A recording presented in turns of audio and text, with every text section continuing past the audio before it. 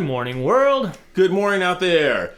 Well, it's finally happened. Yes, even the CIA is now woke. And Brian and I want to extend our apologies and wish a very happy and belated happy Birthing People's Day to all you birthing people out there. I'm Cedric. And I'm Brian, and this is Cedric and Brian.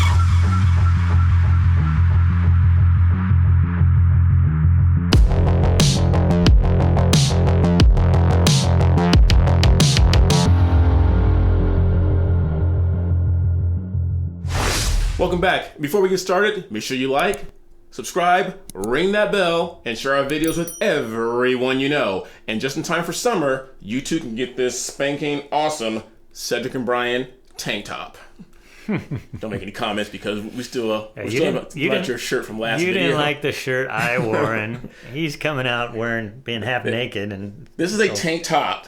We live in Southern California. I'm going to be wearing the tank top at the beach. All right. Anyway, we're not talking about that. I think we said in our intro real quick, if you guys haven't seen the ad, me and Brian are going to go through it real quick. The CIA is now woke. Now, remember the CIA, it's a branch of the government. It's a prestige, it's honor, it's something that protects you. It's supposed to protect us against foreign governments, basically. Right. It's the foreign version of the FBI, right? Yes, and I'm not being sexist. Whoever wants to join the CIA, whoever qualifies, and Brian and I have said this over and over again, we don't care if you are the first black, transgender, Asian, BIPOC, whatever you are, that's fine with me.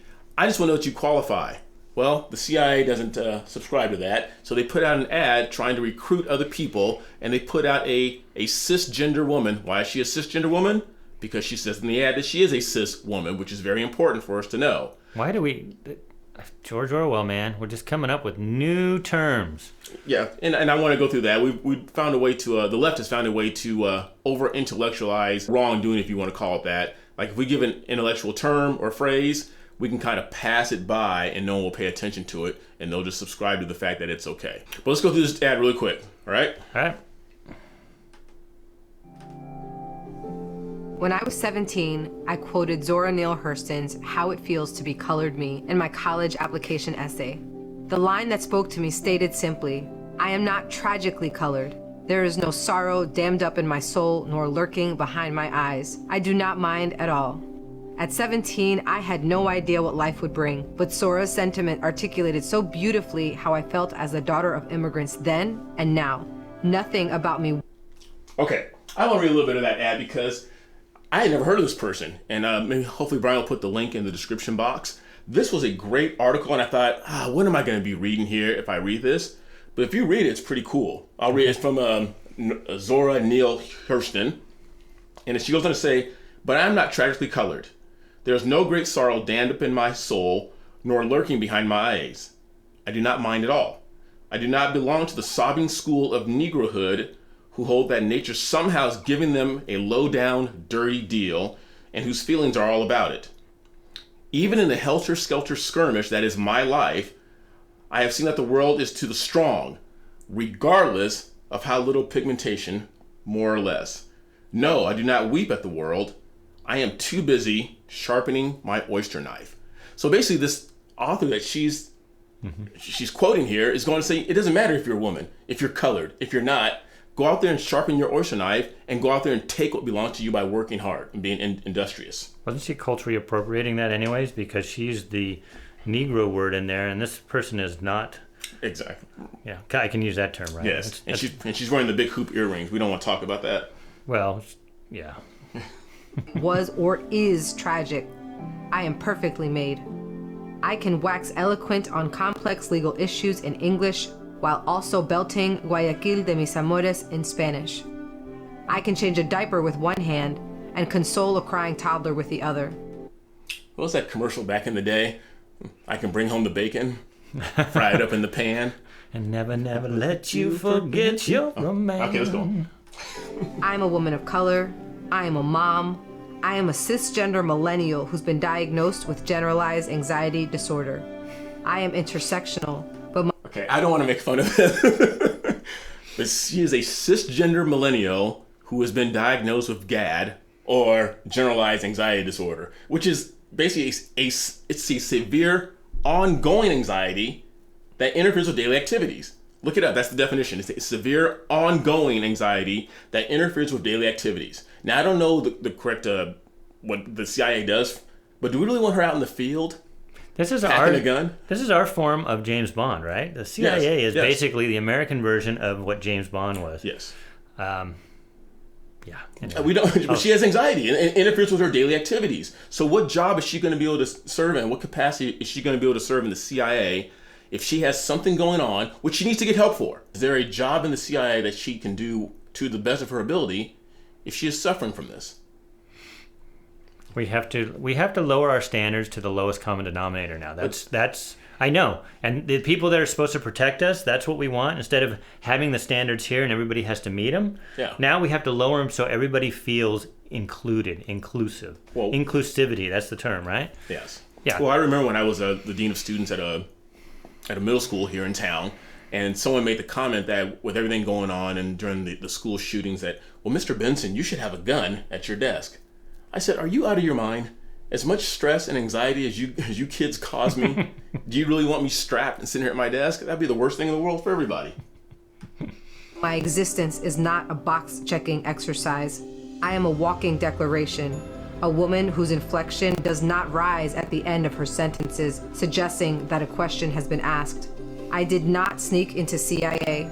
My employment was not and is not the result of a fluke or slip through the cracks.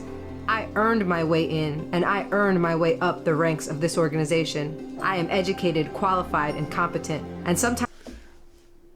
But how do you know, since these are the same people that are for affirmative action? How do you know you earned your way in if you're okay with people lowering standards for the pigment of your skin? Exactly. And if you earned your way in, why put out a 2-minute ad going through these intersectionality boxes of who you are? If you earned your way in, we say kudos, give you a slap on the back. Yeah, go out there and get them. There should have been a short commercial. It should have been, hey, I passed all the rigorous tests that they put in front of me, and I made it to the CIA. That should have been it. Yes, this is how I did it. I'm a cisgender, female, BIPOC, whatever. All I want to know is, how did you do on the shooting range? How'd you do there? How are you mentally? What's your IQ? CIA, I assume you have to have a high IQ. Yes. So, anyway, sorry. Sometimes I struggle. I struggle feeling like I could do more, be more to my 2 sons, and I struggle leaving the office when I feel there's so much more to do. I used to struggle with imposter syndrome, but at 36, I refuse to internalize. I saw you smirk. Well, because I think you sent something on imposter syndrome. Imposter syndrome it's doubting your abilities and feeling like a fraud. So if you doubt your own abilities, so not only does she have general anxiety disorder, she has imposter syndrome. But I'm going to go back, because now they're trying to make imposter syndrome sound like it's something that has to do with only certain people, right? Right. I think anybody, if you're a musician, and you hear this with like rock stars in the day, it's like, I feel like an imposter. How did I become so popular? And white musicians did that too. I think everybody has that when they get some success. It's like, did I really earn that? Right. I mean, I think that's just normal human nature. And I think this is the syndrome. Well, I looked it up, and they said it's not really a mental disorder, but like Brian just said, I think it's something that everybody deals with. Yeah. It's not really a mental disorder. I deal with imposter syndrome, but like I said in the intro, now we've given a name to everything, so now it makes it okay. Of course. Because we want her out in the field, or do her co-workers want her out in the field, and they're under gunfire. Do we want her going under imposter syndrome and saying, I don't know if I should be out here. I know. I do have it, and maybe I should take some work leave now and take off like 6, 7, 8 months and get paid for it, because now I have imposter syndrome. Misguided patriarchal ideas of what a woman can or should be. Patriarchal. I am tired of feeling like I'm supposed to apologize for the space I occupy rather than intoxicate people with my effort, my brilliance. I am proud of me, full stop. My parents left everything they knew and loved to expose me to opportunities they never had. Because of them, I stand here today a proud first-generation Latina and officer at CIA. I am unapologetically me. I want you to be unapologetically you, whoever you are. Know your worth. Command your space. Mija, you're worth it. And you too, Miho. Very good. And now you were bilingual. Oh my goodness. Well, you're trilingual, right? Because you got Ebonics down. I speak jive. If you've seen the movie Airplane, I speak jive. I'm sorry, that was racist. It was. Cedric will take me out to the cornfield after this. And here's the thing. Kudos to her. Being a woman and joining the CIA, that is awesome. But this 2-minute pandering of how I'm a woman, I'm cisgender, I'm POC, I'm this, I'm that, I suffer from this and suffer from that. Well, she mentioned intersectionality. That's the big buzzword in the whole CRT language. Right. Just to be the best of the best of the best. Brian can't put this video up here because it will be monetized. It made me laugh. I was thinking about that Will Smith movie, Men in Black, where they got all the best of the government agencies to come together for this one spot on the vaunted Men in Black. And Will Smith raises his hand and says, excuse me, why are we here? And some guy in his little captain outfit says, because we're the best of the best of the best, sir. And Will Smith laughs, and the guy says, what are you laughing at? He goes, your boy Captain America over here, the best of the best of the best, with honors. He's excited, but he has no idea why we're here. Because Will Smith's like, I just came to join this. I can shoot a gun. I can run someone down on foot. I'm capable of thinking analytically. Sign me up. But the government has watered down so many things, and now the CIA is joining the ranks of that. We're going to water this down. Come one, come all. We don't care if you're the best of the best of the best as far as ability and intelligence. We're going to make a room for you because we have to be woke. It's a damn shame. Damn shame. Did you want to add anything to that? No. Okay. No. This is one of those, if you watched our last video, and if you haven't, go watch it. Yes. Is where I just invited Cedric up, and he sat down, didn't know what we were going to do, and we ran with that. This one, I said, Cedric, just come over. I'll just sit by you and nod. Yes, and please don't wear that stupid shirt. We got a few comments, though. You have to go back to that. Some people like it. Yeah, of course they do. Oh, jeez. Anyway. We need to bring back the 80s colors. Yeah. But we in our intro, we also talked about, again, happy belated birthing people's day. You can't say birthing parent. I said that wrong. We used to call those mothers. I think they're still called moms. But anyway, we have this thing called birthing people. I forget her name. Let's play the montage. As we go into Mother's Day weekend, let us recommit our efforts and support to ensure that every birthing person across this nation. We have not created an infrastructure to support birthing people. All pregnant and birthing people deserve to be treated with love. Birthing while Black should not be a death sentence. Health equity for Black birthing people is attainable. Mothers and babies and Black birthing people are important. To support the healthcare needs of Black women and birthing people. The most marginalized Black and Indigenous birthing people. To systemically shift the way we approach health care for birthing people of color. And respectful of Black women and birthing people. The maternal mortality crisis among Black birthing people. Black birthing people. And birthing people. For birthing people. Black birthing people. And our Black birthing persons. For all birthing persons in Louisiana. That birthing people want doulas and midwives. And support for birthing people during the postpartum period. Protect Black birthing people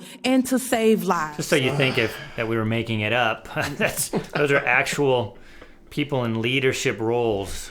So Cori Bush, she's up there, and the thing that's really hypocritical about this is that she, at least 2 or 3 times, she talks about mom and talks about Black mothers, and at the end she goes, Black birthing people. Because somebody probably spoke in her earpiece and said, quit using moms. You need to use the right terms. Use the right terms.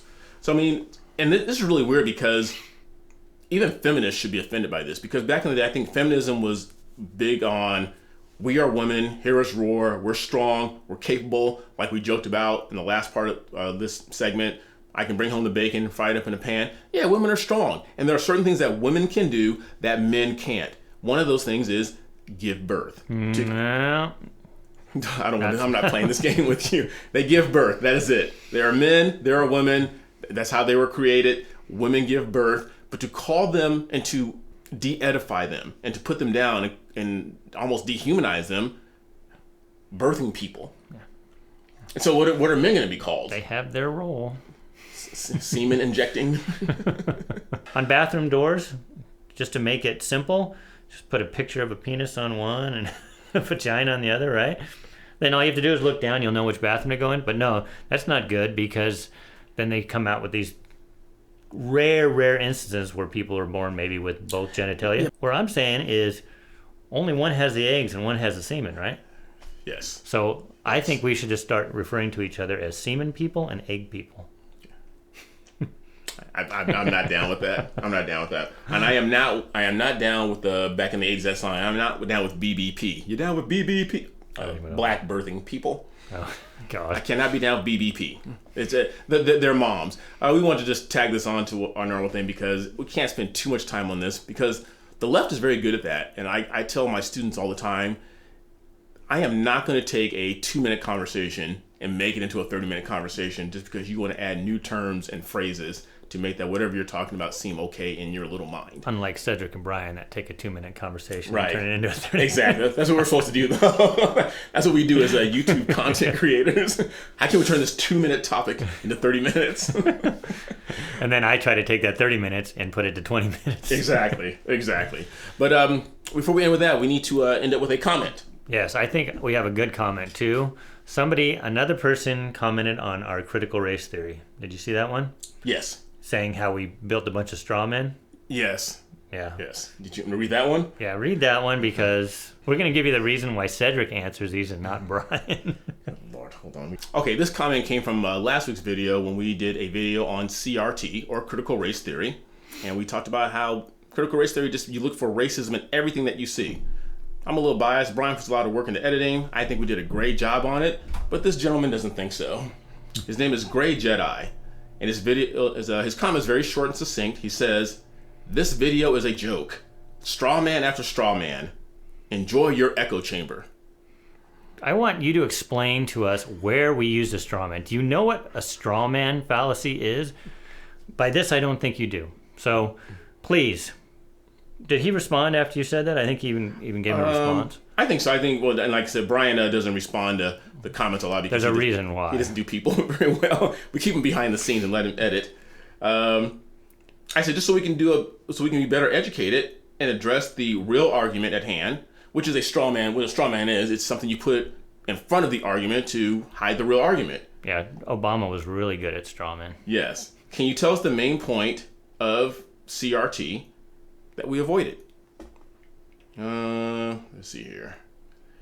He says, in short, due to politics put in place during the Jim Crow era, which was in 1968, doesn't apply to anybody anymore, there's a gap in the way people interact with America along racial lines today. Employment studies talk about this. Yeah, no, so right off the bat, he was never taught that two wrongs don't make a right. Exactly. So he wants to, in which critical race theory does, remember, it's not anti-racism, it's reverse racism. They call it anti-racism, but it's let's be racist now against the people who did Jim Crow, even though we didn't do Jim Crow. And then we want to turn around and be racist against them. This guy is okay with that because he says we're still, what you hear all the time, we're still living under Jim Crow type laws and we haven't caught up. Does he forget that Obama was president for 8 years, elected by a country that's majority white? So I'm sorry, you're going to have to do better than that with your straw man. There was no straw man. He was just being. And Jim Crow ended in 1968. If it was in the summer of '68, I was 1 year old. It doesn't affect me to this day. Like we talked about in the earlier with the gal becoming part of the CIA, go out there and get it. That's all it takes. Whether you're white, black, Hispanic, Asian, it doesn't matter anymore. And he was just trying to find a cop out.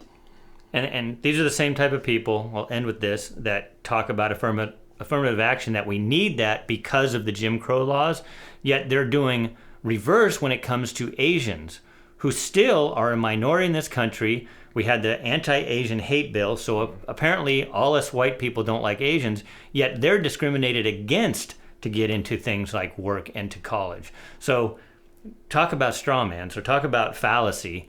It's just ridiculous. It's just to take one group of people and then put them on a non-level playing field so that they have an advantage. Exactly. And then it actually hurts them in the long run because then, just like that person on the ad said, it's like, did I get this because of my merit or did I get it because of affirmative action? So affirmative action and those type of systems, I don't think they help anybody. Yeah, exactly. Anyway, exactly. That's just my 2 cents. Right.